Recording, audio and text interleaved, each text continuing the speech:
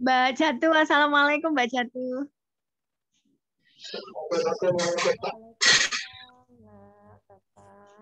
Mbak Jatu monitor. Oke, halo Mbak, Assalamualaikum. Barani Lini. Halo. Barani Ciri. Oh, kecil Pak. Oh, J. Iya, suaranya kecil sekali Mbak Jatu. Oh iya. Halo, sampun Mbak. Suaranya Masih kecil, Mbak. Mbak. Kecil sekali. Oke. Saya ganti headset dulu Boleh. sekedap. J. Oh iya, J. Ya, sudah. Sekedap saya ganti dulu. J. Siap Mbak Jatu.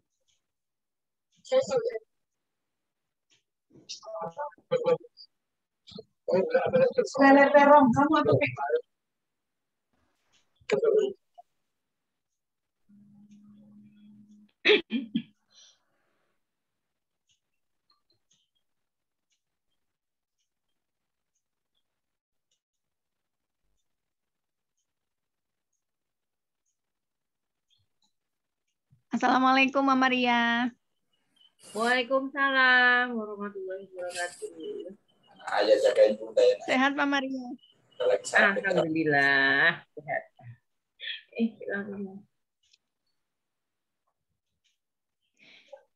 Menika yang tugas moderator Di Irwan atau Mas Afdal dereng wonten sing nyaut niki wau. Di telepon belum bisa ya? Dereng dalam telepon sih baru di Coba grup. sambil Tapi saya mboten kontak apa-apa. ya. Sambil saya kontak, Mas. Nggih mungkin mangke engkang Bika dalam mawon yang memoderatori, tapi mangke kalau ada yang D. Irwan atau Mas Afdol bisa ya berarti nanti disambung sama mereka ngaten mawon nggih Mama. Iya, nggih gitu juga boleh. Nggih. Kesanipun mboten kewengen. Nggih. Sekarang aja Mbak, Ibuan udah tahu ya. Nggih, nembe nenggo Mbak Jatu lagi cek-cek suara kalau wow kecil sekali suaranya. Kamu disuruh Ibu aja Mama. Sudahkah besar? Mbak Jatu monitor. Sampun. Mbak Jatu. Sampun. Sudah Pak, sampun nggih. Ya, siap. Kita mulai nggih Pak Isawan. Boleh. Yuk. Assalamualaikum warahmatullahi wabarakatuh. Waalaikumsalam warahmatullahi wabarakatuh. Bapak Ibu sekalian, Sugeng Dalu, selamat malam, selamat bergabung di acara Pesantren COVID Muhammadiyah with You. Malam ini adalah dengan tema psikologi. Nanti kita akan dibersamai oleh Mbak Jatu Anggraini, Magister Psikologi Psikolog. Beliau adalah dosen dari Universitas Sarjana Wiyata Taman Siswa Yogyakarta dan sekaligus juga pemilik biro.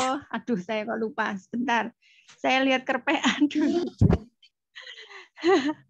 Sebentar, Bapak Ibu sekalian. Karena Mbak Jatu ini punya biro yang letaknya juga di dekat UST atau Universitas Sarjana Wiyata Taman Siswa yang dekat dengan Balai Kota, nggih. Jadi beliau pemilik Surya Anggraini Psikologi Center. Jadi nanti Bapak Ibu yang mungkin membutuhkan layanan psikologi bisa juga salah satunya ke bironya Mbak Jatu meniko. Mbak Jatu ini alumni dari Universitas Ahmad Dahlan Yogyakarta dan Mbak Jatu dulu juga merupakan psikolog di Puskesmas nggih Bapak Ibu sekalian. Jadi kalau kita di Yogyakarta meniko kan Puskesmas itu sudah memiliki psikolog.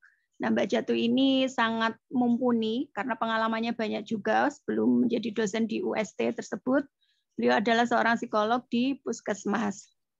Nah, nanti kita akan dibersamai Mbak Jatu dan mengangkat tema tentang resolusi menuntun diri menjiwa sejati. Nah, ini judulnya agak unik karena ada resolusi. Nanti seperti apa itu kita akan mendengarkan bersama dari Mbak Jatu meniko. Tetapi seperti biasa sebelum memulai acara maka akan ada sambutan dulu kami minta dengan hormat kepada Pak Isnawan untuk menyampaikan sambutan terlebih dahulu. Monggo Bapak. Terima kasih Mbak Ratna. Assalamualaikum warahmatullahi wabarakatuh. Waalaikumsalam warahmatullahi wabarakatuh. Alhamdulillahirabbil alamin wassalatu wassalamu ala asrofil anbiya'i wal mursalin Muhammadin wa ala alihi wa ashabihi ajmain. Amma ba'd. Yang saya hormati Bapak Ibu jamaah Muhammadiyah Bidju yang berbahagia rahimakumullah. Alhamdulillah malam ini kita masih bisa ketemu lagi dalam keadaan sehat walafiat, tidak kurang satu apa. Mari kita syukuri nikmat Allah yang demikian besar ini dengan menggunakannya untuk menambah ilmu kita, sekaligus menambahkan imun kita dan iman kita dalam rangka menanggulangi COVID-19 yang sampai hari ini belum ada tanda-tanda mau berhenti. Selamat malam juga pada Mbak Jatu Anggra ini, atau Nuna atas waktunya yang telah disediakan untuk kita sekalian untuk bersama-sama belajar tentang resolusi menuntun diri menjiwai sejati. Ini judulnya juga psikologi, ini agak susah memahaminya. Nanti mau dijelaskan Mbak Jatu seperti apa sebenarnya yang dimaksud dengan resolusi. Bukan resolusi, tapi resolusi ya, agak susah ya. Dan nanti kita akan belajar bareng-bareng, semoga menjadi ilmu baru buat kita sekalian dan akan memberikan satu bimbingan kejiwaan bagi kita sekalian dalam menghadapi kehidupan ini. Saya kira demikian aja. Terima kasih sekali Mbak Jatu atas waktu dan ilmunya dan juga yang tetap setia menyertai pengajian kita ini.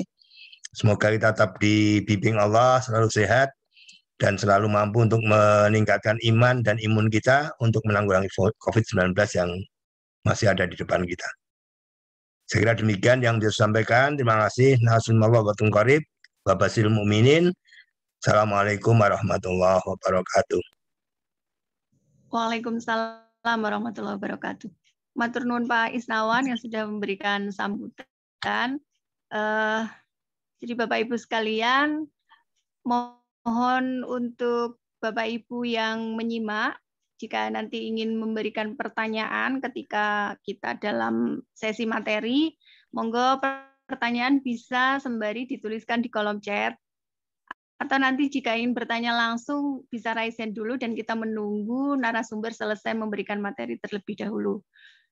Kemudian supaya acara berjalan dengan lancar dan baik dan kita semua bisa menyimak dengan baik, mohon kepada Bapak Ibu sekalian untuk menggunakan mode mute ya. Jadi nanti selama berlangsungnya acara, monggo untuk memute masing-masing dari Bapak Ibu supaya mic atau suara tidak bocor keluar. Dan acara selanjutnya saya serahkan sepenuhnya kepada Mbak Jatu Anggra ini. Waktu dan tempat, monggo Mbak Jatu. Kami persilakan, matur nuwun. Yang ini hidup.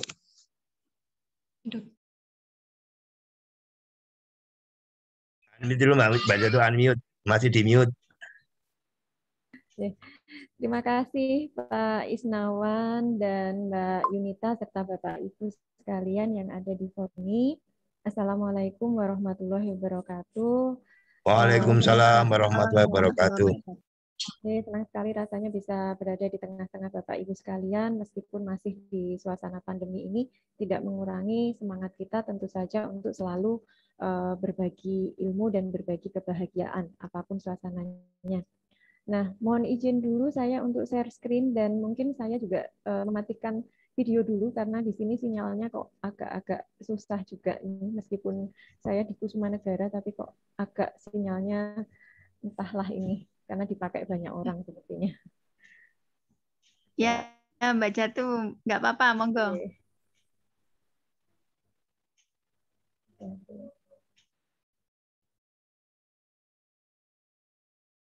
Nah, seperti yang disampaikan Bapak Isnawan tadi, judulnya memang agak unik di sini karena resolusinya ini kita pakainya soul, bukan pakai sul. Karena kita ingin mengambil memang di sini ada soul-nya, ini ada pribadi di sini nanti yang ingin kita bahas. Jadi apa sih itu nanti resolusi? Coba kita bahas di sini, Bapak Ibu.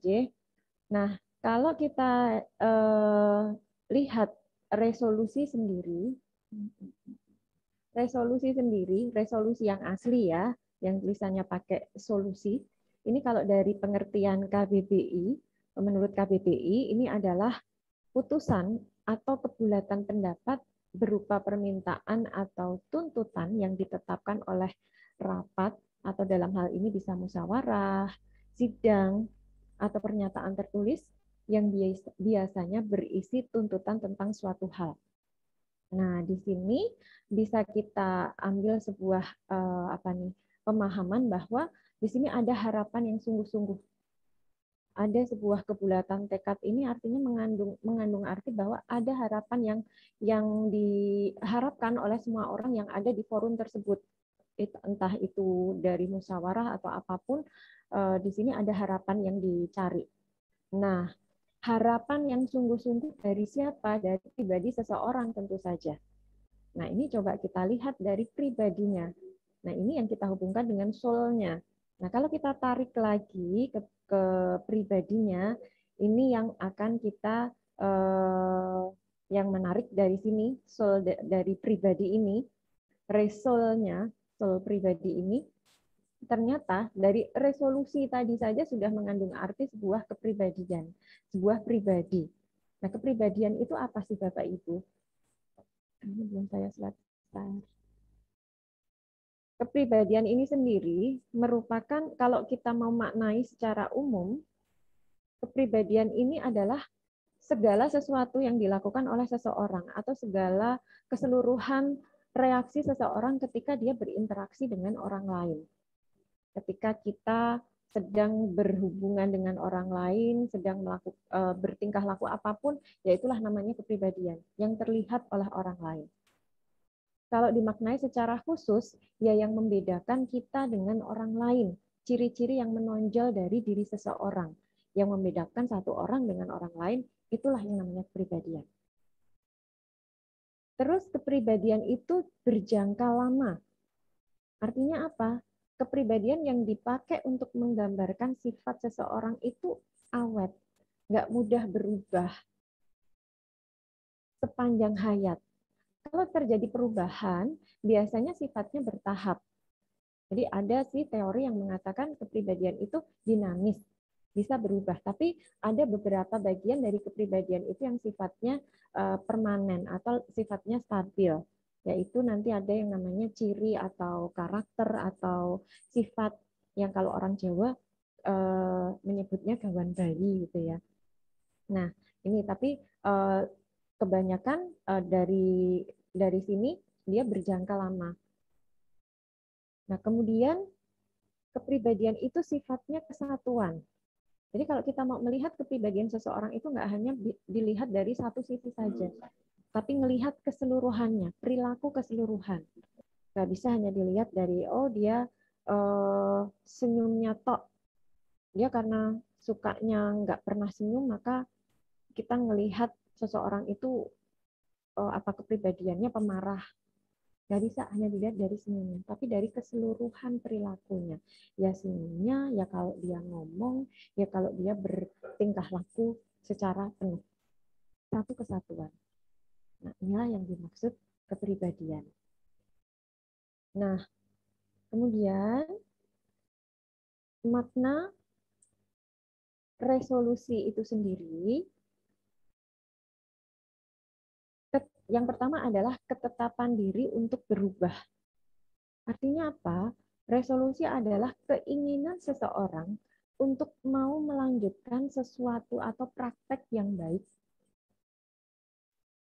menuju kepribadian yang lebih baik, merubah sifat atau perilaku yang sebenarnya nggak diinginkan, atau untuk mencapai tujuan pribadi atau memperbaiki kehidupan seseorang.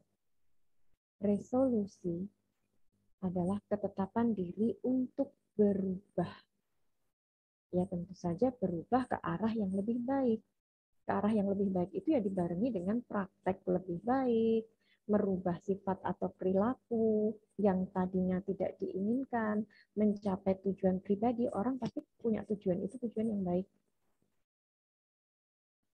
Dan memperbaiki kehidupan. Nggak ada orang kehidupannya pengen lebih buruk dari kehidupan yang sekarang. Pasti kehidupannya pengennya meningkat, meningkat, dan meningkat. Kemudian yang berikutnya, resolusi bermakna suatu tujuan yang akan dicapai Nah, di mana seseorang itu dituntut untuk apa? Untuk berusaha keras mencapai resolusi tersebut. Karena resolusi itu bentuk suatu tujuan seseorang dalam menjalani hidupnya. Jadi nggak cukup resolusi itu hanya sebuah rencana. Resolusi itu selain ketetapan diri untuk berubah, juga menjadi tujuan yang akan dicapai. Jadi kalau belum dicapai, belum menjadi sebuah resolusi. Jadi ada upaya seseorang mencapai resolusi tersebut. Bentuk suatu tujuan untuk menjalani hidupnya. Nah, jadi kalau bicara resolusi, ya harus ada yang dicapai. Kalau baru rencana, ya namanya belum resolusi, baru rencana aja, belum sampai ke tujuannya. Terus apa sih kita pentingnya punya resolusi itu? Pentingnya kita punya resolusi, ini berhubungan dengan kesehatan mental. Kalau kita punya resolusi, itu bisa mendukung atau meningkatkan kesehatan mental kita. Nah, menurut WHO, Organisasi Kesehatan di Dunia, yang namanya kesehatan mental itu adalah suatu kondisi sejahtera, di mana seseorang itu bisa merealisasikan kemampuannya, kelebihannya, keterampilannya, itu yang pertama. Yang kedua, dia bisa melakukan coping atau strategi pemecahan masalah. Dia bisa menggunakan strategi terhadap tekanan hidup yang normal. Bisa menyelesaikan masalah yang normal. Karena memang ada ya masalah itu yang masalah sehari-hari, ada masalah yang berat banget. Nah, kalau masalah yang berat banget ya memang kita butuh orang lain untuk membantu. Tapi kalau masalah sehari-hari, masalah yang normal, ya harusnya kita punya strategi untuk ngatasin sendiri. Itu yang kedua. Yang ketiga, kondisi sejahtera di mana seseorang bisa bekerja dengan produktif. Produktif itu nggak harus selalu menghasilkan uang kok, tapi menghasilkan karya yang bermanfaat. Nggak harus segala sesuatu dinilai dengan uang. Bermanfaat bagi diri sendiri maupun orang lain. Dan yang keempat, memiliki kontribusi dalam kehidupan di komunitasnya. Nah, salah satunya adalah yang kita lakukan sekarang ini. Ada kontribusi untuk orang di sekitar kita, di komunitas kita. Bisa sharing pengalaman, bisa sharing ilmu, bisa sharing apa yang pernah kita pengobatan dan lain-lain. Ini juga kontribusi dalam kehidupan kita. Nah, kalau kita melakukan 4 hal ini, artinya kita sudah mempunyai mental yang sehat. Kan ada orang yang punya kecakapan, punya keterampilan, tapi nggak dipakai. Boro-boro dipakai, kenal keterampilannya aja, belum tentu. Dia punya kelebihan aja, belum tentu dia tahu. Yang diketahui kelemahan-kelemahannya aja. Bahkan kadang-kadang kelemahannya nggak tahu, tapi kelemahan orang tahu banget. Sukanya kan gitu ya, tahu kelemahan orang lain, tapi kelemahan sendiri nggak tahu. Kelemahan sendiri nggak tahu, apalagi kelebihannya sendiri. Nah, itu tambah lagi. Perlu diperiksakan kalau kayak gini. Terus, kalau kita nggak tahu kelemahan dan kelebihan kita, biasanya juga sulit untuk bisa mengatasi tekanan hidup. Kalau tekanan hidup aja nggak bisa mengatasi tekanan hidup yang normal, apalagi tekanan hidup yang berat. Tekanan hidup yang normal itu misalnya yang sehari-hari kita dapat misalnya kalau pada remaja mau ujian aja dia udah takutnya luar biasa atau sampai nggak bisa tidur 1 minggu. Nah, ini pada tekanan hidup yang normal, dia nggak bisa ngatasin. Atau ada misalnya tetangga kita yang habis beli kulkas misalnya, wah kita udah panas dingin. Kita dapat tekanan dari lingkungan karena lingkungan bisa beli macam-macam, kita enggak. Nah, kita udah heboh sendiri. Itu padahal tekanan yang normal. Tapi kita enggak bisa menyelesaikannya. Jadi kita harus hati-hati. Mental kita sehat nggak ya? Nah, mikirin itu aja, menyelesaikan masalah hidup yang normal aja nggak bisa. Gimana bisa kerja dengan produktif? Kerjaannya mikirin masalah orang lain. Gimana caranya mau mikirin kerja? Gimana caranya mau mikirin berkarya? Kalau waktunya habis mikirin masalah orang lain. Masalahnya sendiri nggak selesai, malah mikirin masalah orang lain. Nah, nggak sempet mikirin karya. Kalau nggak sempet mikirin karya, gimana mau bermanfaat bagi komunitasnya? Yang kecil aja dia nggak bisa melakukan, yang lebih besar bagaimana dia bisa melakukan. Nah, akhirnya ya kesehatan mentalnya susah untuk diraih. Nah, dengan resolusi tadi, manfaatnya kita bisa nih meraih kesehatan mental ini. Kalau kita punya rencana, kita bisa mencapai tujuan, maka kehidupan kita bisa sejahtera. Kita bisa fokus, kita bisa meraih tujuan, maka ini semua 4 hal ini bisa kita raih. Dan kalau kesehatan mental ini kita bisa raih, resolusi kita bisa lakukan, maka ada bonus-bonus lain yang bisa kita dapatkan. Contohnya apa? 1, kita akan meningkatkan bahasa otak kita. Seperti yang kita tahu, fungsi terpenting otak kita itu adalah fungsi eksekutif. Apa itu fungsi eksekutif? Sekumpulan kemampuan kognitif yang berkembang, yang memungkinkan orang itu bisa menetapkan dan mencapai tujuan. Jadi otak kita ini fungsinya apa? Menetapkan dan mencapai tujuan salah satunya. Kalau bahasa otak kita meningkat, kita itu gampang untuk menetapkan dan mencapai tujuan. Sama dengan resolusi tadi. Semakin sering kita bisa membuat resolusi, kemudian kesehatan mental kita meningkat, maka kita akan lebih mudah juga untuk membuat tujuan baru dan mencapai tujuan.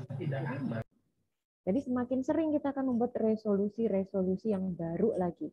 Nggak usah nunggu tiap tahun baru deh, tapi setiap saat kita akan bisa membuat resolusi. Nggak usah nunggu pandemi, jangan sampai ada pandemi lagi. Tapi setiap saat, setiap ada perubahan, setiap butuh, kita akan bisa membuat resolusi.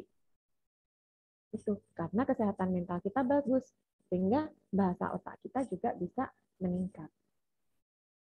Yang kedua, bonus yang kedua, kalau kesehatan mental kita meningkat karena resolusi tadi, kita punya kejelasan akan tujuan. Ya iya, dengan tadi kan udah jelas kita bisa menetapkan, bisa mencapai tujuan. Ya jelas kita akan punya tujuan yang mau kita capai. Akhirnya kita punya arah. Tujuan dalam resolusi ini akan memungkinkan kita untuk merencanakan jalan ke masa depan. Karena orang kalau nggak punya tujuan, itu kan akan beresiko membuang-buang waktu, buang uang, buang energi, dengan segala perasaan bingung.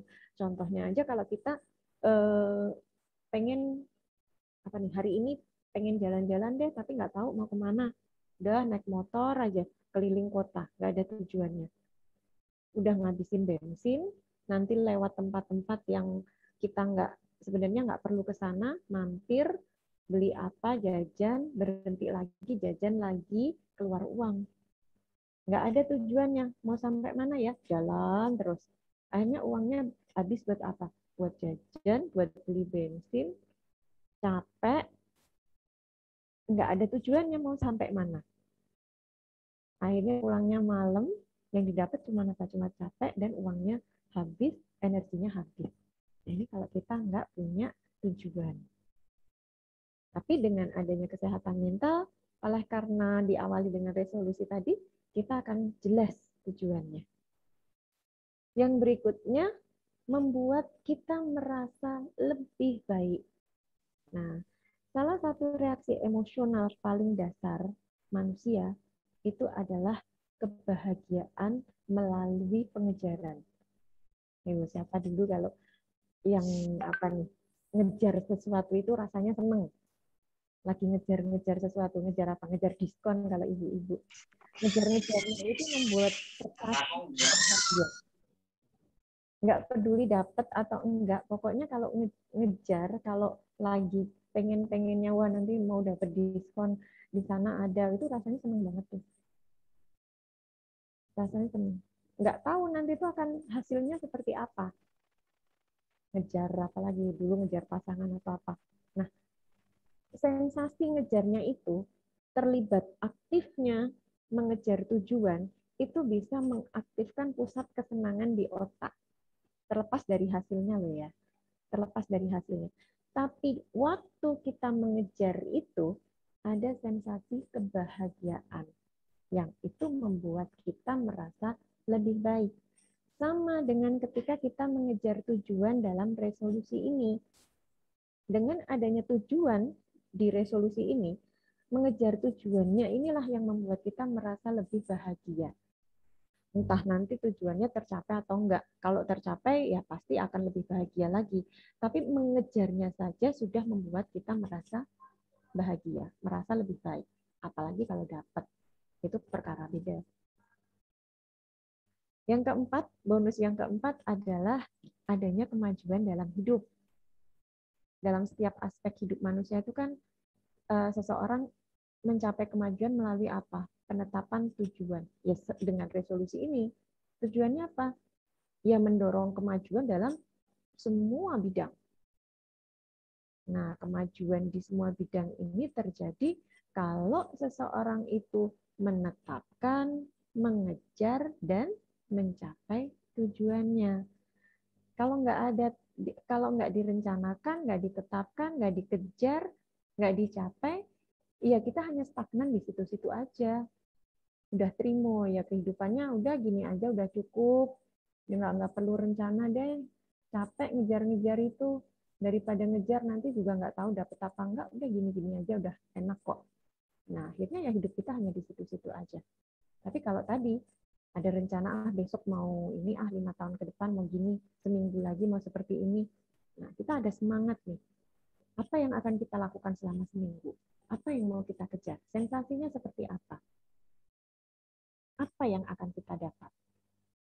Itu bonus yang keempat.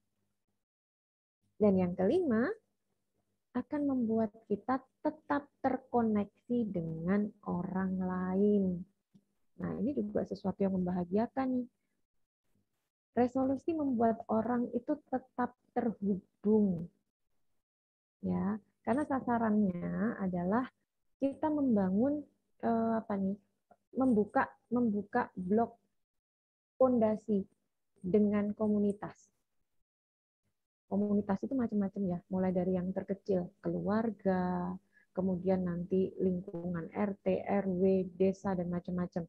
Nah, dengan resolusi ini kita akan melibatkan banyak pihak. Oh, saya mau berubah di apa misalnya, saya pengen menjadi nanti usaha saya laris. Usaha saya laris, saya harus melibatkan siapa ya? Oh, saya kalau meninggal rumah, berarti kan saya harus melibatkan anak saya misalnya, berarti saya harus berkomunikasi dengan anak. Oh, kalau saya meninggalkan anak saya nggak bisa sendiri. Oh, saya harus melibatkan orang lain. Siapa di sini? Oh, orang tua saya. Duh, orang tua saya nggak bisa belanja sendiri. Saya harus melibatkan siapa ya untuk mengirimkan bahan makanan? Oh, tetangga saya. Oh, siapa lagi nanti? Lebih besar lagi untuk membuat tujuan kita tercapai. Ada koneksi di sini.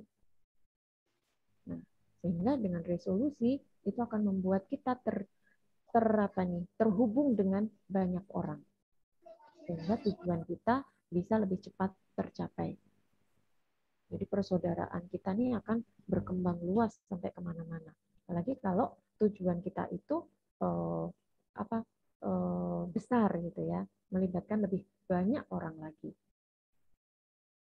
Nah, kesimpulannya, jika resolusi itu adalah sebuah ketetapan untuk berubah, maka salah satu ketetapan untuk dirubah itu adalah apa? Kondisi psikis seseorang untuk membuat resolusi itu tetap berjalan. Ya, kalau mau resolusi itu berubah, kalau mau resolusi ini menjadi ketetapan untuk berubah, maka yang dirubah adalah kondisi seseorang untuk membuat resolusi itu tetap berjalan. Jangan sampai resolusi itu hanya sebagai sebuah slogan saja. Resolusi saya setelah saya selesai dari karantina adalah, nah tapi setelah selesai karantina udah jadi sekedar slogan saja, nggak kemudian dilakukan. Tapi harus gimana tetap berjalan resolusi yang sudah kita canangkan tadi. Kemudian, gimana sih cara mencapai resolusi? Kita ada dua solusi nih, bisa dengan psikologi well-being dan self-leadership. Apa sih ini? Well-being ini apa? Psychological well-being ini adalah kesejahteraan psikologis yang berkaitan dengan penerimaan diri. Banyak orang yang nggak bisa nerima dirinya sendiri, masih menolak. Ini yang membuat kita nggak pede. Ya, jadi kadang-kadang kita tuh masih membanding-bandingkan diri kita dengan orang lain. Enak ya jadi orang lain. Kita lupa bahwa diri kita itu juga diciptakan dengan banyak kelebihan. Ya meskipun ada kekurangannya, ya semua sama ya, kekurangan dan kelebihan sama. Hanya kadang-kadang kita selalu menyoroti hal-hal negatif yang ada pada diri kita. Lebih banyak kita itu fokus pada negatifnya kita. Sehingga itu yang membuat diri kita nggak menerima diri sendiri. Nah, kalau Bapak Ibu sering melihat artikel-artikel atau di internet saat ini banyak tentang judul tentang self love, bagaimana kita mencintai diri kita sendiri. Nah, ini salah satu syaratnya dengan apa? Penerimaan diri dulu. Kita harus bisa menerima diri kita seutuhnya dengan segala kekurangan dan kelebihan kita. Ya saya yang seperti ini ya nggak apa-apa. Kekurangan saya yang begini ya kita terima. Di balik kekurangan saya ada kelebihannya. Kalau kita ngelihat orang lain baik-baik aja, belum tentu ya baiknya. Pasti juga ada kekurangan sama seperti kita. Orang lain memandang kita juga mungkin enak-enak aja. Dia nggak tahu apa yang kita rasakan. Yang negatif-negatifnya dia nggak tahu. Sama, kita saling memandang tuh enak-enaknya semua. Nggak tahu kelemahannya. Maka kita harus menerima diri dulu kalau mau menuju kesejahteraan psikologi. Terus kita juga harus mandiri. Ada kemandirian, tidak tergantung pada orang lain, terutama dalam mengatasi permasalahan. Kemudian kalau self-leadership di sini, ini nanti yang akan mempengaruhi penilaian diri seseorang dalam membentuk motivasi diri. Nah, self-leadership ini kita kaitkan dengan strategi untuk memanajemen diri. Bagaimana sih kita memanage diri kita sendiri? Susah loh memanage diri sendiri ini, apalagi memanage orang lain ya. Tapi kalau bisa ya, kadang-kadang ngatur orang lain itu lebih mudah. Lebih mudah, tapi nggak tahu orang lain di belakang kita ngomong apa gitu ya. Kayaknya anteng-anteng aja, tapi ternyata di belakang ngomongin apa nggak ngerti. Nah, ini kita kembalikan dulu sama diri kita. Bisa nggak sih kita ngatur diri kita sendiri? Kalau ngatur diri kita sendiri bisa, ya kemungkinan besar ngatur orang lain juga pasti bisa. Nah, sekarang gimana caranya untuk memanage diri kita sendiri? Ada 3 hal. Yang pertama, perilaku kita harus fokus pada ada strategi mengatur perilaku yang fokus dulu, perilaku yang spesifik dulu. Jadi perilaku yang spesifik yang fokus pada penilaian diri, memberikan penghargaan diri, dan mendisiplinkan diri sendiri. Jadi kita ini harus pintar-pintar menilai diri kita. Tadi loh yang melihat kelebihan kita apa, kelemahan kita apa, itu harus sering-sering kita lakukan. kalau anak-anak sekolah nih, pertama kali ospek, atau pertama kali apa nih, orientasi siswa baru, mau SMP, SMA, kuliah, pasti materi pertama kali yang dikasih adalah mengenal diri sendiri. Who am I? Kenapa selalu dikasih di apa tiap jenjang kok mesti dikasih itu? Ya karena sering lupa. Siapa diri kita tuh kita sering lupa. Kalau nggak diingatkan, apalagi ya. Nah, siapa sih diri kita ini? Nggak hanya secara fisik saya, ini adalah seorang yang namanya ini umurnya sekian-sekian, alamatnya di sini. Bukan hanya itu, tetapi tadi loh, yang disebut soul tadi loh, kepribadian yang utuh tadi loh. Dengan segala perilakunya, kemudian kelemahan dan kelebihannya, kalau mendapatkan masalah yang dilakukan apa, kalau senang perilakunya seperti apa. Nah, itulah yang namanya perilaku spesifik ketika kita menilai diri kita. Kenali dulu diri kita. Yang kedua, ada penghargaan diri.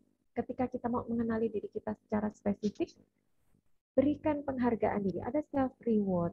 Kalau kita melakukan sesuatu yang memang positif, ya kasih reward. Kadang kita tuh suka keras sama diri kita. Kalau kita salah, kita suka nyalain diri kita. Ini gara-gara aku, pasti aku. Ini karena aku nih. Coba deh kalau aku tadi nggak kayak gitu, pasti ini nggak akan terjadi. Coba kalau aku nggak kayak gini, aku nggak bakal nular-nularin nih. Coba kalau aku patuh, aku nggak akan begini. Nah, kita terlalu keras kadang-kadang sama diri kita. Coba diimbangi.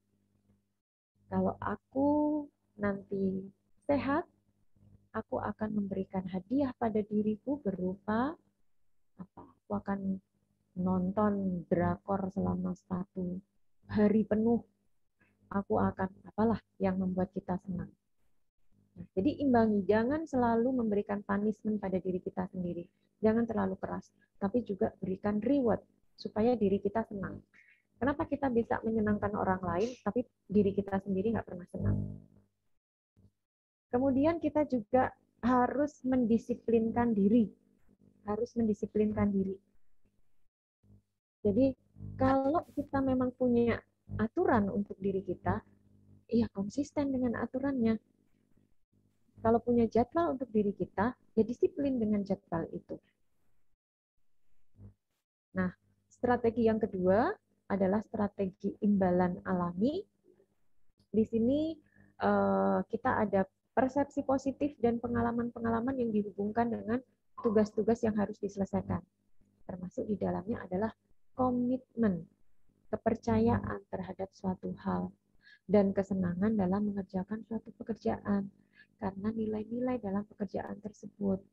Jadi kalau kita melakukan sesuatu, cobalah disenangi, dinikmati apa yang kita lakukan. Ketika melakukan tugas, tidak sekedar untuk apa yang akan saya dapat dari tugas ini, tapi ada imbalan alami dari perasaan kita sendiri. Aku senang dengan tugas ini. Jadi tidak mengharapkan imbalan dari luar, tapi imbalan dari secara alami dari kesenangan kita melakukan tugas itu. Kadang kan banyak orang yang saya mau kerja, tapi kalau saya nggak suka, saya keluar. Nah, sekarang giliran kita menyukai pekerjaan tersebut. Jangan mencari pekerjaan yang kita sukai, tapi menyukai apa yang kita kerjakan. Itu akan menimbulkan imbalan alami dari diri sendiri. Yang ketiga, strategi pola berpikir konstruktif. Fokus pada penciptaan dan penghargaan pola pikir ke arah yang sesuai dengan yang diharapkan. Fokus pada penghargaan pola pikirnya. Bukan pada hasilnya, tapi pada pola pikir dan penciptaannya. Nah, cara melakukan resolusi di era pandemi, nggak sedikit orang gagal mencapai resolusi loh ya, yang ditetapkan. Karena apa? Karena lupa, karena teralihkan dengan masalah lain, atau karena menyerah, karena saking susahnya. Padahal resolusi bukan hanya sekedar daftar rencana, bukan hanya list, tapi aksi yang harus dilakukan. Jadi, kalau Bapak Ibu pernah melihat ini, resolusi itu harus ada rencana, harus dilakukan, harus selalu dievaluasi, dan harus ditindaklanjuti. Jangan sekedar direncana, lakukan. Kalau udah direncana, segera lakukan. Kalau sudah dilakukan, harus selalu dievaluasi. Yang sudah dilakukan, evaluasi. Kendalanya apa? Kalau ada yang kurang, kendalanya apa? Kalau berhasil, apa yang membuat berhasil? Sehingga bisa dijadikan penyemangat. Kemudian ditindaklanjuti. Nah, nanti akan muncul rencana lagi. Kayak gini terus kalau ada resolusi.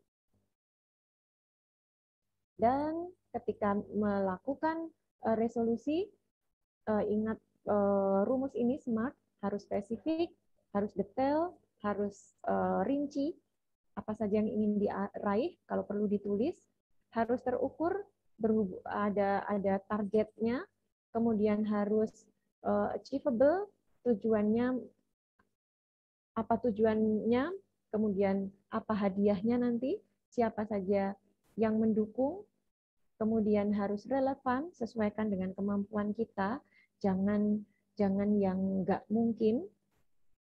Jadi boleh cari tantangan, kemudian harus ada deadline-nya. Ini time-nya harus ada deadline. Jadi jangan nanti aja mungkin kapan-kapan, tapi harus ada deadline-nya. Kapan ini akan dilakukan? Nah, mungkin itu yang bisa saya sampaikan. Selebihnya mungkin bisa kita diskusi. Mungkin tidak terlalu keras dari saya. Jangan lupa follow IG saya di sini. Terima kasih Mbak. Waktu saya kembalikan ke Mbak Yunita. Saya stop share dulu. Ya, terima kasih Mbak Jatuh. Materi yang luar biasa, nggih. Kita mendapatkan pencerahan tentang resolusi, kemudian bagaimana cara untuk mendapatkan soul-nya tadi. Tadi saya membayangkan di awal itu apakah yang dimaksud resolusi itu adalah seperti reclaim your soul, begitu nggih. Jadi raih kembali jiwa kita yang hilang. Ternyata ada hal-hal di mana kita bisa melakukan pencapaian-pencapaian dan sebagainya tadi yang dijelaskan oleh Mbak Jatuh. Monggo Bapak Ibu, bagi yang ingin bertanya, kami persilakan untuk mengangkat tangan, bertanya langsung, atau bisa dituliskan di kolom chat, nanti akan saya bacakan. Ini ada pertanyaan pertama, saya bacakan dulu nggih Mbak Jatuh, dari Pak Suwarna. Beliau menanyakan, mohon izin bertanya, bagaimana cara berdamai dengan diri sendiri sehingga pada akhirnya menyenangi pekerjaan yang awalnya kita tidak suka. Value apa yang harus kita internalisasikan ke dalam diri kita? Monggo Mbak Jatuh.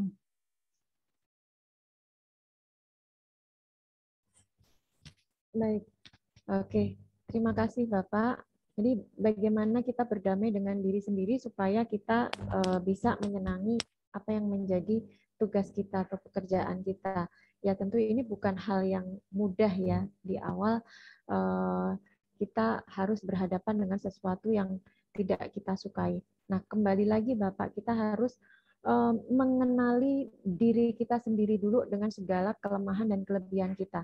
Kalau kita sudah mengenali, pasti di balik semua kelemahan dan kelebihan kita itu pasti ada salah satu potensi yang mengarah pada tugas kita tadi.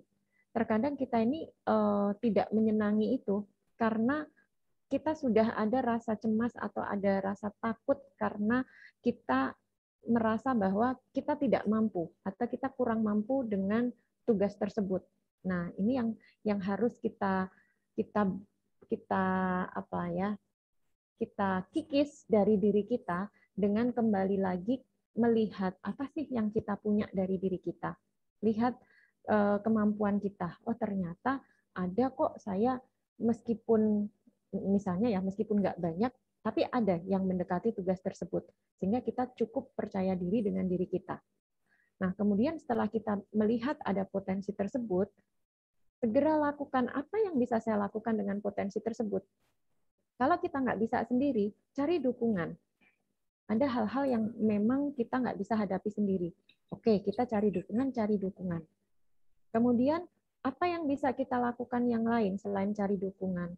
Bikin rencana-rencana baru dengan sesuatu yang kita miliki. Mungkin tidak ada hubungan langsung dengan pekerjaan kita atau tugas kita, tetapi sesuatu yang membuat kita bisa minimal bertahan di situ. Minimal, misalnya tugas kita adalah tugas matematika misalnya, yang berkaitan dengan angka misalnya. Ini nggak ada kaitannya dengan matematika, tapi minimal yang membuat saya betah duduk lama memandangi angka-angka itu apa ya. Minimal saya nyaman berada di ruangan itu. Jadi kalau saya mengerjakan angka-angka itu, saya nggak gampang tertekan. Nah, itu.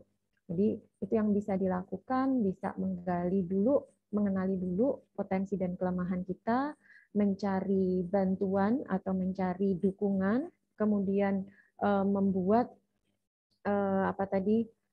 suatu rencana yang lain yang meskipun itu tidak ada hubungannya dengan tugas kita tadi. Nah, sehingga lama-lama kita akan merasa bahwa oh ternyata saya juga nyaman kok berada di sini. Saya merasa nyaman dengan tugas ini meskipun itu awalnya nggak ada hubungannya. Mungkin itu, Bapak. Baik, Mbak Jatuh, terima kasih atas jawabannya. Pak Suwarna, apakah ada diskusi lagi, Bapak? Monggo.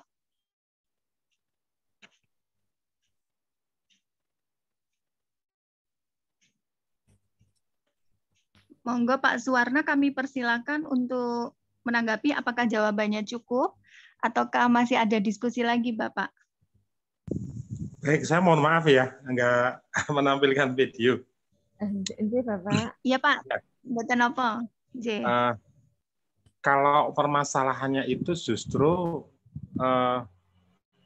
kita itu merasa bahwa sesungguhnya pekerjaan yang sedang kita geluti itu sebenarnya ini sebuah kapasitas kita itu, potensi diri kita itu sesungguhnya bisa lebih menghayar pekerjaan yang lebih daripada yang sedang kita geluti. Nah, ini kan kebalikan dari tadi ya. Kalau tadi itu kan kita kurang suka karena kemudian kita udah minder dulu. Ini tidak. Ini sebenarnya pekerjaan ini di bawah kapasitas saya. Artinya kemudian saya tuh mestinya bisa lebih berada di sebuah jenis pekerjaan yang kapasitas saya itu lebih dari ini gitu. Nah, kalau posisinya seperti itu, kondisi seperti itu bagaimana itu, Mbak? Oke. Kita bisa berpikir sebaliknya, artinya kita ditempatkan di tempat yang masih banyak orang-orang itu membutuhkan kita. Saya dulu juga pernah begitu, Bapak. Jadi ada hal yang harusnya di tempat lain bisa lebih dipakai, di tempat lain bisa lebih berkarya, tetapi ada di tempat ini gitu yang betul. Sangat banget gitu ya. Nah, tetapi ternyata di situ banyak perenungannya. Oh, mungkin di tempat ini masih banyak orang-orang yang membutuhkan, yang mereka kalau ditinggalkan mungkin mereka nggak akan dapat kemajuan. Artinya apa? Di situ justru kita benar-benar dibutuhkan. Di tempat yang lain mungkin akan banyak orang-orang lain yang sama dengan saya, yang mereka mungkin tidak membutuhkan saya di tempat tersebut. Udah banyak orang-orang yang setara dengan saya. Mungkin di tempat lain, kalau saya di sana, mungkin saya nggak akan dilihat karena sudah banyak orang seperti saya. Tapi di tempat ini saya bisa menjadi permata, saya bisa menjadi aset yang sangat berharga. Ketika saya bisa membantu banyak orang di sini. Nah, jadi kita justru memberikan reward pada diri kita sendiri. Kita memberikan reward pada diri sendiri. Jangan justru memberikan hukuman, jangan justru terlalu keras pada diri kita bahwa kita nggak layak di sini, kita lebih layak di tempat yang lain, tapi justru di tempat ini kita bisa menjadi menjadi seseorang yang sangat berharga karena kita dibutuhkan banyak orang, bukan karena level pekerjaannya, tetapi karena kita dibutuhkan menjadi manusia yang yang sangat bermanfaat bagi komunitasnya tadi. kalau di kesehatan mental tadi, di yang terakhir tadi, justru level yang paling tinggi tadi, Pak. Tuh.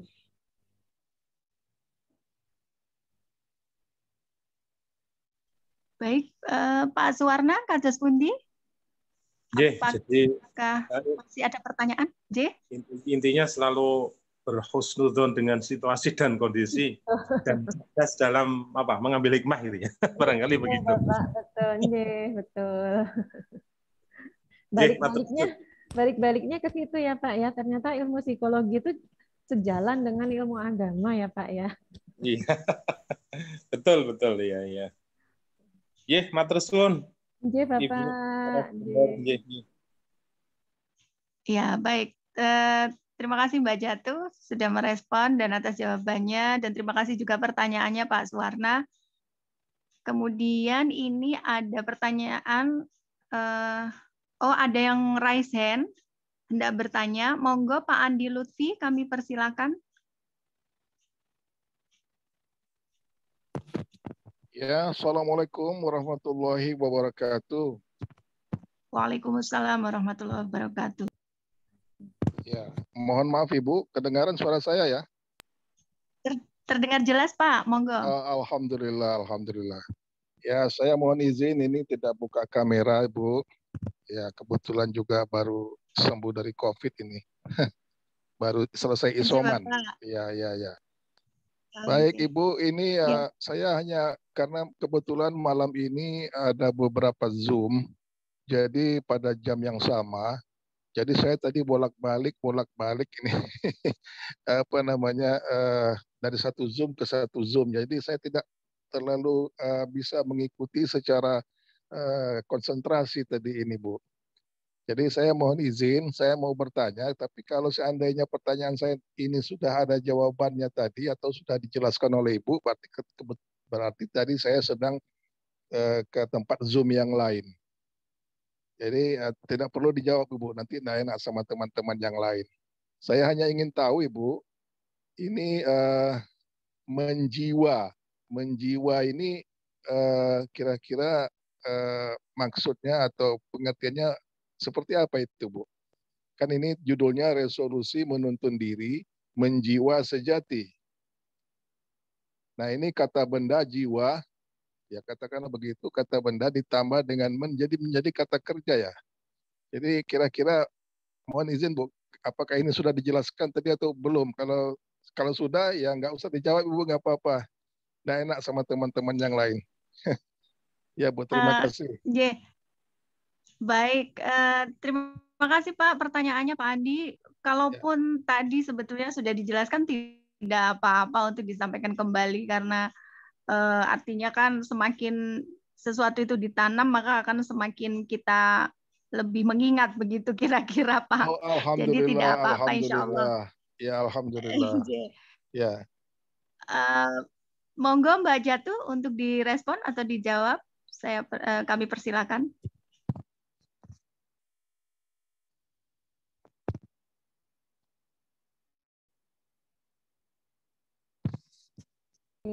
Oke, baik Mbak. Nah, saya cari judulnya apa ini tadi? Resolusi menuntun diri menjiwa sejati gitu ya. Nah, menjiwa di sini memang ketika saya membuat judul ini Bapak, resolusi soalnya ini kita menggunakan kata pribadi, kepribadian itu ya, lebih ke pribadi menuntun diri supaya menjiwa itu kita lebih ke semangat gitu lah, ke arah hidup yang kayak soulnya ini, soul pribadinya ini, kita membuat orang itu membuat resolusi itu lebih menjadi semangat bagi kehidupan seseorang. Begitu sih tadinya judulnya.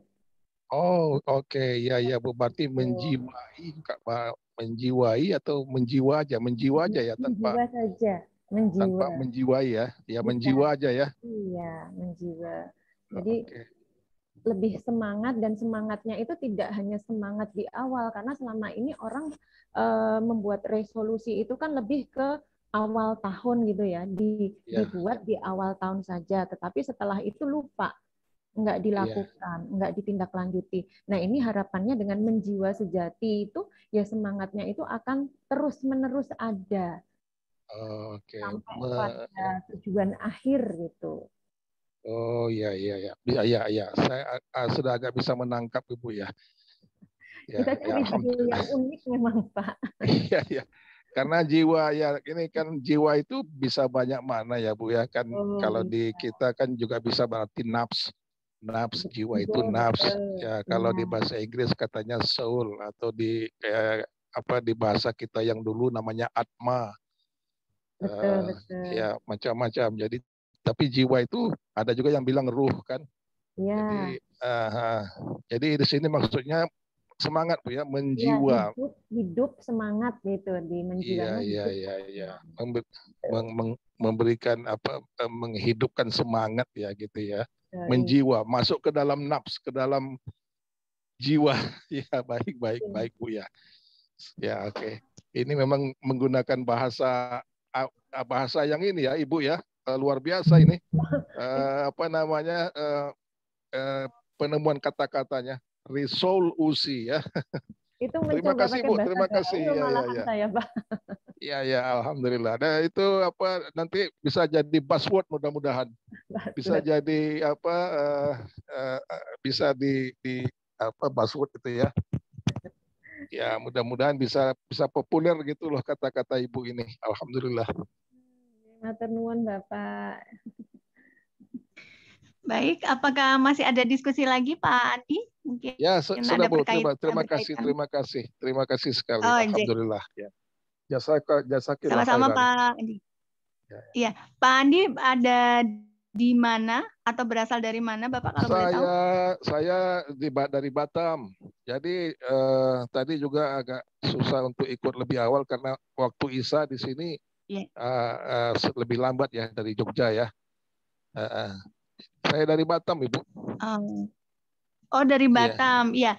Makanya saya dengarkan logatnya kok seperti Sumatera begitu, Pak. Benar ternyata. Iya, saya di Batam. Saya cukup setia deh dengan pesantren virtual kita ini.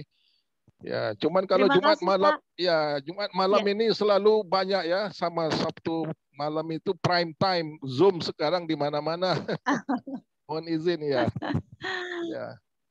Iya Bapak. Okay, semoga nanti bisa mengajak teman-temannya juga Pak untuk bergabung mengikuti pengajian Muhammadiyah with you Pak. Baik. Insya Allah nanti saya ajak teman-teman ya Insya Allah. Masih berlanjut terus kan Bu ya sampai Insya Allah. Kalau perlu selesai COVID juga terus saja Bu, enggak ada masalah. Jangan hanya sampai COVID aja selesai nanti berhenti pula. Insya Allah ini nanti kemarin sudah kami rapatkan. Mungkin kita sampaikan sekalian ya Pak Isnawan ya. Terkait dengan hasil rapat ya Pak ya. Pripon Pak.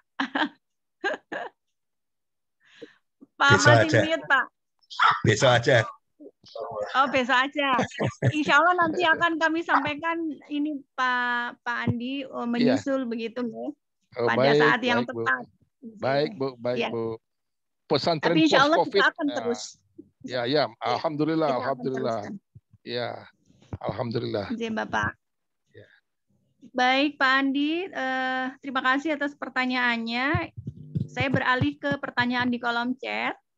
Mohon izin membacakan, Mbak Jatuh. Ini pertanyaan datang dari Pak Mirwanto Manuwiyoto. Beliau ini juga salah satu pendengar setia yang mengikuti Zoom, nggih. Beliau ada di Bekasi kalau tidak salah nggih Pak Mirwanto nggih. Pertanyaan dari beliau adalah mohon izin bertanya, kadang kita merasa sudah melakukan sesuatu yang baik tetapi justru respon dari orang lain itu negatif. Teorinya respon negatif merupakan koreksi diri dan berbuat lebih baik. Namun kadang-kadang tidak mudah. Bagaimana caranya supaya kita bisa menerima respon negatif tersebut sebagai sesuatu yang positif? Matur nuwun. Monggo Mbak Jatuh. Ya. Nih. Baik, kalau memang ya dalam diri kita sendiri aja ada yang namanya apa nih, kebutuhan itu apa ya? Ada yang kebutuhan dari dalam diri kita ini dipengaruhi oleh eksternal juga. Nah, apalagi tadi kalau mendapatkan respon negatif itu namanya tekanan ya. Misalnya nih ya, kalau kita pengen sesuatu, misalnya pengen makan nih, kebutuhannya makan. Terus kita lihat ada orang atau ada iklan ayam gitu. Jadi akhirnya kebutuhan kita kan pengen makan ayam. Padahal tadinya aslinya hanya pengen makan aja. Pengen makan aja kan makan sembarang berarti nggak apa-apa ya. Makan pecel, makan yang lain nggak masalah. Tapi karena tadi ada yang mempengaruhi, akhirnya jadi pengen makan ayam gitu. Itu aja sudah menaikkan tension kita, menaikkan tegangan kita. Apalagi kalau ditambahin tekanan. Tekanan itu sesuatu yang membuat orang tersebut jadi tidak bisa mencapai tujuannya. Nah, ini akan tambah membuat kita tension yang udah tinggi tadi, kalau tidak direduksi atau tidak diatasi, tidak diturunkan, ya tidak pernah terpuaskan. Apalagi kalau dihalangi, yaitu biasanya akan membuat kita menjadi kesel, ya sakit hati dan lain-lain, atau emosi-emosi negatif lain yang nanti akan mempengaruhi perilaku kita. Mungkin akan menjadi perilaku yang negatif juga. Tapi tergantung pada bagaimana kita menggunakan strategi pemecahan masalah kita. Strategi pemecahan masalah ini juga bisa dipengaruhi oleh bagaimana kita dari kecil dibiasakan atau membiasakan diri. Itu yang pertama. Yang kedua, bagaimana kita mempunyai keterampilan yang kita pelajari sendiri.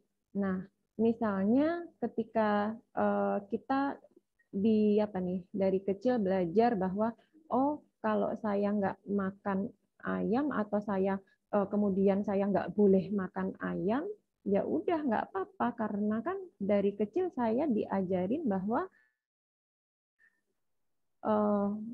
makan itu nggak harus seperti itu. Kalau kebutuhan saya nggak terpenuhi itu, saya bisa menunda atau saya mengganti dengan hal yang lain, bisa. Dan itu akan menurunkan tegangan yang saya miliki. Nah, akhirnya tegangan bisa menurun atau kita bisa mengabaikan tekanan tadi. Atau kita juga bisa belajar mengatasi tekanan yang dari luar dengan berbagai strategi yang pernah kita pelajari atau yang dibiasakan dari kecil. Nah, ini tergantung sih pada individu masing-masing. Apakah dia selama ini belajar atau belajar dari kecil bagaimana dibiasakan, atau ketika dia sudah besar dia menemukan masalah demi masalah, kemudian dia mempelajari dari situ. Pakai cara A lagi ternyata gagal. Kemudian dia mencoba B berhasil, akhirnya dia pakai cara B. Nah, sehingga ketika kita memang mendapatkan tekanan, kemudian membuat kita kesel, bagaimana akhirnya kita mengatasinya? Ya sudah, kembali lagi seperti tadi, kenali lagi potensi kita. Apa yang membuat kita bisa mengatasi itu? Dan kelemahan kita apa? Kalau kita punya kelemahannya di situ, ya udah jangan pakai kelemahan kita, tapi potensi kita yang kita pakai. Oh, saya mampu dengan cara ini. Ya sudah, kita trial and error pakai itu. Kalau gagal, ya nggak apa-apa gagal. Salahnya apa kalau kita gagal? Kita nggak boleh kan tadi terlalu keras pada diri kita sendiri. Tapi kalau kita berhasil, kasih reward. Coba itu lagi, nggak masalah. Itu namanya belajar. Tekanan datang lagi. Nggak apa-apa tekanan datang, itu justru itu yang akan membuat orang itu dewasa.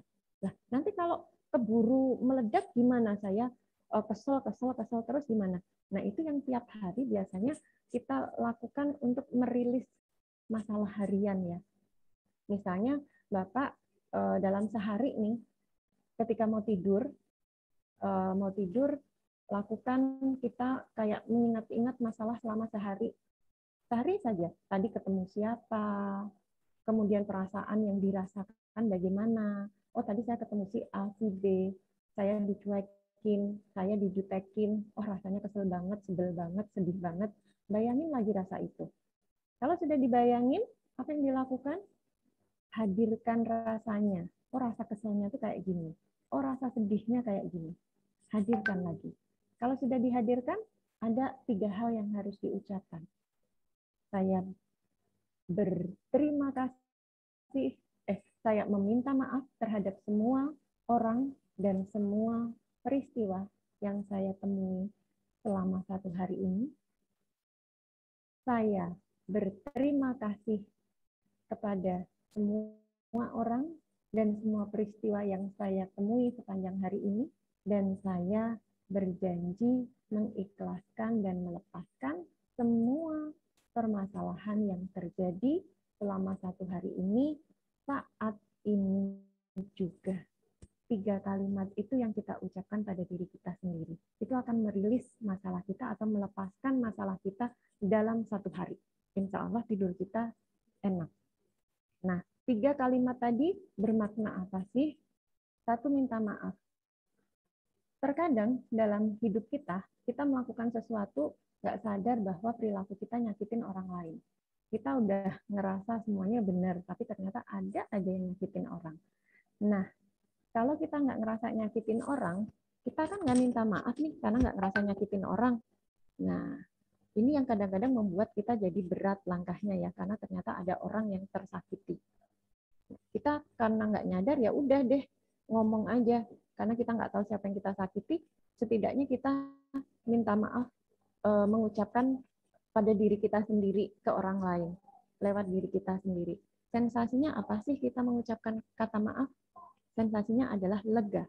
Itu yang kita cari. Ketika minta maaf ada rasa lega. Ketika berterima kasih. Dalam hidup kadang kita mendapatkan sesuatu nggak sadar bahwa itu adalah hal yang berharga, hal yang bermakna. Kadang kan dapat sesuatu itu kan taunya kita adalah sesuatu tuh nggak enak, sesuatu tuh negatif.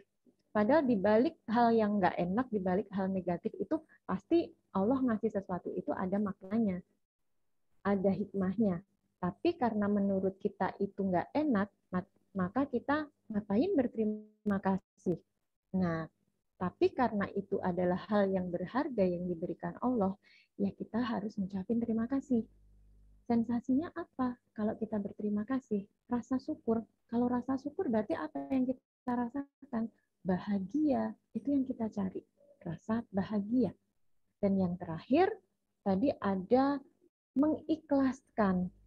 Segala sesuatu yang dikasih ke kita nggak bisa berbuat apa-apa. Yang bisa kita lakukan apa? Kembalikan sama yang ngasih, kembalikan sama Allah. Itu mengikhlaskan. Nah, akhirnya sehari itu yang kita dapatkan apa? Lepas masalah dalam sehari. Akhirnya besok yang terjadi apa? Malamnya tidurnya enak, bangunnya fresh. Jadi begitu ngadepin masalah baru, kita udah siap. Masalah apa nih yang mau datang? Nah, karena kalau biasanya kita, kenapa sih masalah ini datang terus nggak bisa diselesaikan? Itu karena adanya penumpukan masalah yang kemarin-kemarin. Terlalu banyak. Tapi kalau kita tiap hari rilis masalah udah siap. Jadi nggak ngerasa bahwa kok ada tekanan ya, ada tekanan lagi ya. Nggak akan merasakan itu. Mungkin itu Bapak, semoga bisa menjawab. Iya, betul. Baik, terima kasih pertanyaannya Pak Mirwanto dan juga terima kasih jawabannya Mbak Jatuh. Baik Bapak Ibu sekalian, sepertinya sudah tidak ada pertanyaan di kolom chat, dan untuk Bapak Ibu yang ingin bertanya, apakah masih ada? Jika masih ada, akan kami berikan 1 pertanyaan terakhir, monggo.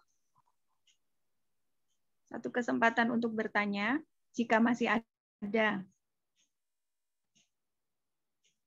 Apakah masih ada pertanyaan, Bapak Ibu sekalian? Atau mungkin cukup, nggih? Karena juga waktu menunjukkan hampir pukul 9 malam, sehingga mungkin sesi untuk malam ini kita sudahi, dan sebelum kita tutup, monggo Mbak Jatuh untuk bisa memberikan closing statement, Mbak. Monggo. Baik, Mbak Nita, terima kasih untuk closing statement hari ini. Mari kita melakukan resolusi bersama setiap saat, setiap waktu, karena resolusi itu nggak akan pernah berhenti sampai kapanpun, kita akan selalu selalu membutuhkan kapanpun juga sebelum ada keputusan dari Allah kapan kita tiadanya, ya kita akan selalu melakukan itu karena hidup ini ya kita nggak akan pernah tahu ya sampai kapannya. Maka marilah kita selalu bersemangat dalam menjalani hidup ini dengan selalu membuat rencana dan menjalankannya dengan sepenuh hati kita sesuai dengan kemampuan kita, tapi kemampuan ini tentu tidak lepas dari penilaian pada diri kita sendiri, dan jangan terlalu keras pada diri kita, selalu berikan reward pada diri kita. Dan kalau sudah berencana, jangan lupa juga bahwa yang segala sesuatu itu yang menentukan Allah, jadi jangan fokus pada hasil, tapi fokuslah pada prosesnya. Itu Mbak Nita, terima kasih Bapak Ibu semuanya, semoga selalu sehat dan berupaya untuk sehat selalu. Terima kasih. Amin. Assalamualaikum warahmatullahi wabarakatuh. Waalaikumsalam warahmatullahi wabarakatuh. Waalaikumsalam warahmatullahi wabarakatuh. Ya, baik Bapak Ibu sekalian, demikian acara untuk Muhammadiyah with You malam ini, edisi yang ke-353. Dan kami ucapkan terima kasih yang sebesar-besarnya kepada Mbak Jatuh selaku narasumber. Juga terima kasih kepada Bapak Ibu sekalian yang malam ini sudah bergabung di acara Muhammadiyah with You. Ini ada guru saya Bu Indati, kemudian ada Mbak Kiki juga tadi saya lihat yang kemarin beberapa hari yang lalu menyampaikan materi tentang burnout. Kemudian ada beberapa juga teman-teman dan adik-adik dari UAD, ada Dek Viva, kemudian Bapak Ibu yang juga setia bergabung dengan pengajian kami seperti Bu Wahmiati dari Goa, Bu Zamzama, kemudian Pak Fajar, dan lain sebagainya yang mohon maaf tidak bisa kami sebutkan satu persatu. Terima kasih sekali karena berkat Bapak Ibu juga acara kita dari waktu ke waktu semakin hidup dan semoga kebermanfaatannya semakin meluas. Jadi untuk tema besok, hari Sabtu, itu adalah tema tentang kesehatan. Insya Allah, kok kesehatan sih? Sebentar, kok saya jadi lupa. Hari Sabtu benar ya Pak, tentang kesehatan ya, Pak Isnawan ya? Ya. Jadi besok tema tentang kesehatan, monggo yang ingin menyimak bisa bergabung dengan grup WA grup kami atau bisa mendapatkan informasi dari beberapa grup-grup yang lain yang biasanya kami share ke grup-grup seperti grup Aisyah dan Muhammadiyah. Matur nuwun sangat sekali lagi kepada semuanya Bapak dan Ibu. Mohon maaf atas segala kekurangan malam ini. Saya tutup. Wassalamualaikum warahmatullahi wabarakatuh. Waalaikumsalam warahmatullahi wabarakatuh. Assalamualaikum. Assalamualaikum warahmatullahi wabarakatuh. Mbak Jatuh terima kasih nggih. Nggih, sama-sama. Terima kasih Mbak Jatuh. Terima kasih Mbak Yunita. Sami Bu In, sehat-sehat Bu In. Iya, buat sehat Mbak Nita. Saya selalu cinta loh ini, dikirimi terus ya. Insya Allah Bu, nggih Bu. Nuwun ngapunten kadang-kadang suka agak lupa. Mepet-mepet. Enggak apa-apa. Pamit ya Mbak Jatuh, Mbak Nita. Monggo nggih Ibu. Matur nuwun sangat.